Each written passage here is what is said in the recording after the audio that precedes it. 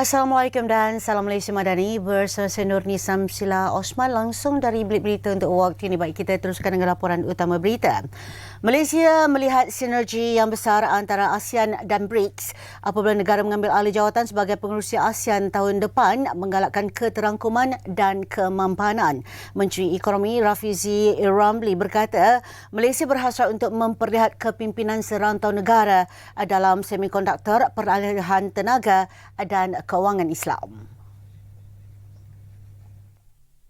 Indeed, Malaysia's application to BRICS is centered on building economic partnerships, strengthening trade ties, and expanding our growth potentials. Excellencies, whether it is ASEAN or BRICS, there is a commonality in our worldview that as some parts of the world turn inwards, we remain steadfast and we will continue to engage openly.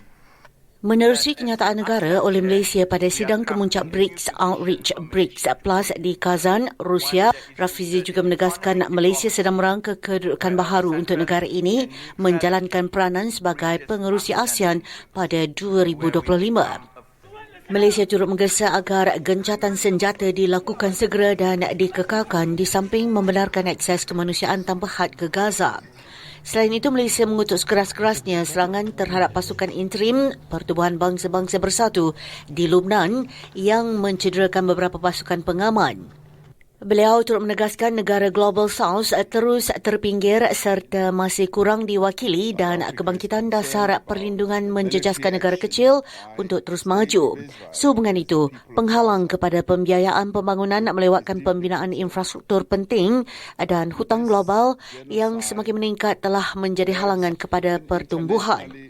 Bagi Malaysia, BRICS bukan sekadar memerangi kekangan ini, malah adalah penyelesaiannya.